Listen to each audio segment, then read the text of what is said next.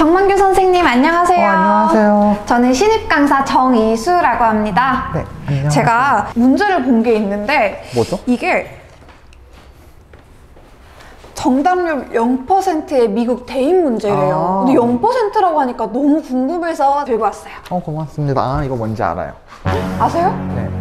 모르시는 게 없어.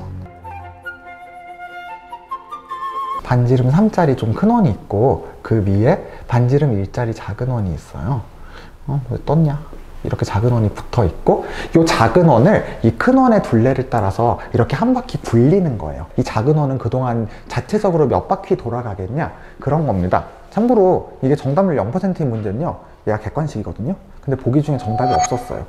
그래서 정답률이 0%인 겁니다. 아, 다 틀려서가 아니라. 그러니까 이 출제한 사람도 약간 답을 착각해서 잘못 생각한 거예요. 그래서 보기 중에 답이 하나도 없었어요. 정답률이 나올 수가 없는 사실 그런 문제였어요.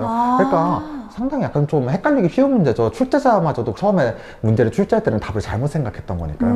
이게 이렇게 생각하기 쉽거든요. 반지름이 1이고 3이니까 큰 원은 반지름이 작은 원의 3배고 따라서 큰 원의 둘레도 작은 원의 3배가 돼요. 얘의 둘레가 작은 원의 3배니까 이 큰 원의 둘레를 따라 얘를 한 바퀴 굴리면은 작은 원은 자체적으로는 3바퀴 돌아갈 것이다. 이렇게 생각하기 쉬운데 3바퀴가 아니고요. 사실은 한 바퀴 더 돌아서 저건 4바퀴가 됩니다.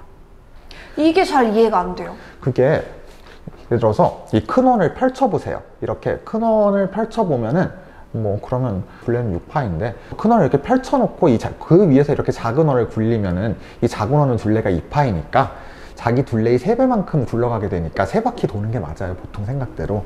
근데 이 큰 원을 따라 돌게 되면은 이 큰 원을 따라 한 바퀴 도는 과정에서 크게 한 바퀴 돌게 되는 효과가 생기거든요. 그것 때문에 사실 한 바퀴가 더 돌게 되는 거예요. 근데 이렇게 말씀드려도 약간 조금 납득이 안 되실 수도 있는데, 근데 이렇게 굴리는 경우를 생각해 봅시다. 이 원이 이런 식으로 뿅뿅뿅 굴러가서 여기까지 멈췄어요. 그럼 이 원의 중심이 있잖아요. 네. 이 원이 굴러가는 동안 원의 중심도 이렇게 오른쪽으로 움직이죠.